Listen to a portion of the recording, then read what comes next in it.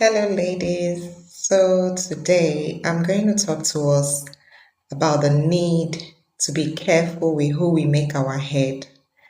You know, the Holy Book tells us that your man is the head of your home, right? And he's supposed to take the lead. But when I listen to a lot of women, they're in partnership with men who don't understand anything about leadership. And that tells me that this is one area where we're also making a mistake, and we need to pay attention to this. You have to be careful with who you make your head, with who you bring into your life to be your leader. I remember some years ago when I was dating a young man, and this guy, he had graduated from school. At this time, I was working. We were courting, and I felt he wasn't very serious with his approach to job hunting because he needed to get a job. And I took it upon myself to start applying for jobs for him. I was working and I was also applying for jobs for him as my boyfriend. And when I checked him out, he had this kind of laid back attitude to his situation. And that was really very irritating to me because I felt a man should be on top of his game.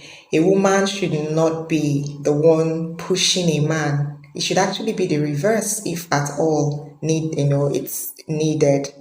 So in this case, I took it upon myself and I was doing those applications. I took his passwords, his emails and everything. He released them to me. And I was sending those job applications for him on his behalf. And of course, that became an issue because I started asking questions like, excuse me, this is supposed to be your life. I can't be the one running your life for you. I have enough issues in my own life to bother about. And yes, the way I, went about it, he felt I was driving, the matter too much and it affected the relationship. And in hindsight, I'm very happy that that relationship never worked out because I don't think that we're operating on the same level. If you listen to me, if you followed me consistently on this page, you should know by now the personality I am. One, I'm not a no nonsense person. I don't have time for laggards. I don't have laggards in my space. I don't have them as friends. I don't interact with people that are laid back. If I come into your life and I see that you're laid back, you're not on top of your life, you're not in the driver's seat of your life, we can't really have that connection.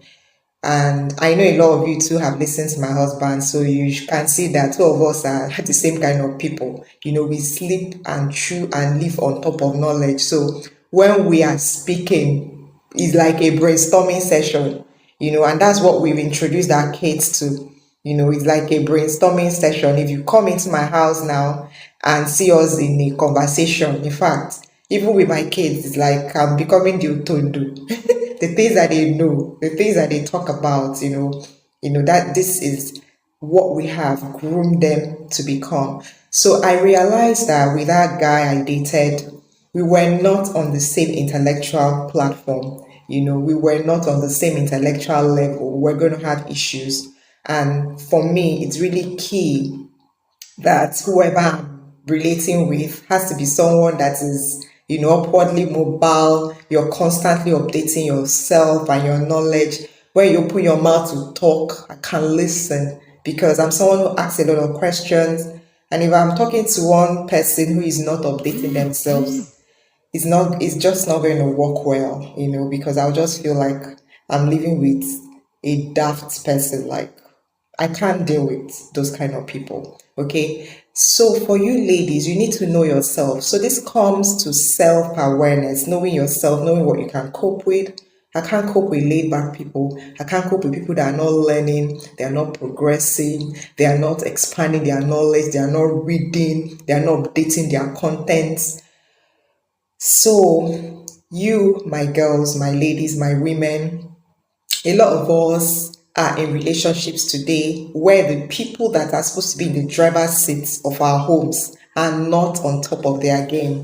And that those are some of the things we're struggling with. It can really be energy draining. I know what it feels like, relating with someone who is not on top of his life, is not on top of his game. But that was the choice that we made. Okay, that was the choice that we made. Okay, I'm not going to tell you what to do about it. You made that choice for yourself. So, for you, single lady that you're still considering and contemplating, you should know yourself. And that's why I keep talking about the place of self discovery. Know what you can take, know what you can live with. You can't change anybody. Yeah, if it's open, if you know yourself, you know the kind of person that you can cope with, you can accommodate.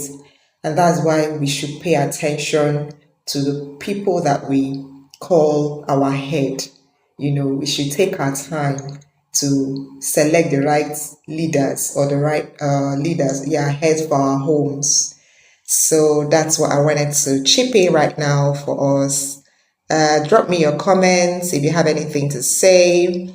I know our men don't like this kind of teachings, but I'm sorry.